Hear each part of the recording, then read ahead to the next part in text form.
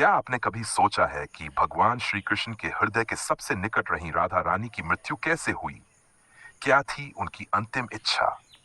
और क्यों उन्होंने श्री कृष्ण से एक ऐसा वचन मांगा जो आज भी एक दिव्य रहस्य बना हुआ है? ये सिर्फ एक कथा नहीं, यह है राधा कृष्ण की अमर प्रेम गाथा जो शरीर से नहीं, आत्मा से जुड़ी हुई थी। प्रेम की वो गलियां, बरसाने से द्वारका तक। ये कहानी शुरू होती है बरसाने की उन गलियों से जहां राधा और श्री कृष्ण ने बचपन में अपनी लीलाएं रचाई थीं। वहीं राधा, जिनके लिए कृष्ण कोई साधारण प्रेमी नहीं बल्कि उनकी आत्मा के स्वामी थे। जब श्री कृष्ण मथुरा और फिर द्वारका चले गए तो राधा ने उनका कोई गिला नहीं किया, ना कोई प्रश्न, ना कोई विरोध। उन्होंने अपना संपूर्ण जीवन कृष्ण के विरह में समर्पित कर दिया। राधा वृद्ध हो गई, शरीर अब थक चुका था, लेकिन मन अब भी कृष्ण में लीन था।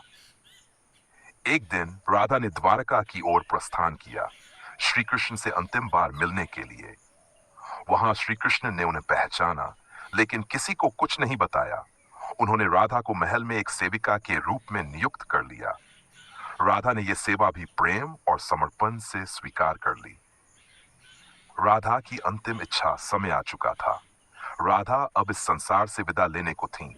उन्होंने श्री कृष्ण को बुलाया, धीरे से कहा, हे कृष्ण, मैं तब तक ये देह नहीं त्यागूंगी जब तक तुम मुझे उस नाम से न पुकारो जिसे तुमने मुझे पहली बार पुकारा था।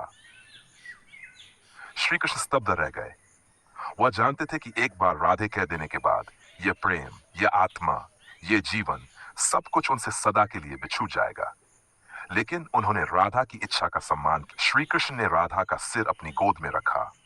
एक क्षण को बरसाने की स्मृतियां लौट आईं।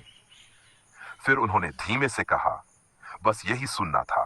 राधा की आंखों में शांति थी, मुस्कान थी, और उन्होंने अपने प्राण त्याग दिए।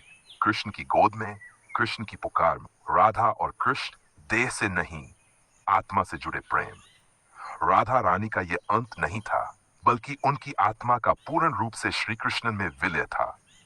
कोई वियोग नहीं रहा, कोई पीड़ा नहीं रही। उनका प्रेम संसार को यह सिखा गया कि सच्चा प्रेम मांगता नहीं, बस समर्पित होता है। ये कथा क्यों दिव्य है? क्योंकि ये प्रेम को भक्ति का रूप देती है, क्योंकि ये विरह को भी मिलन का मार्ग बना देती है, और क्योंकि ये दिखाती है कि कृष्ण सिर्फ एक भगवान नहीं, बल्कि प्रेम के भी अंतिम सत्य हैं।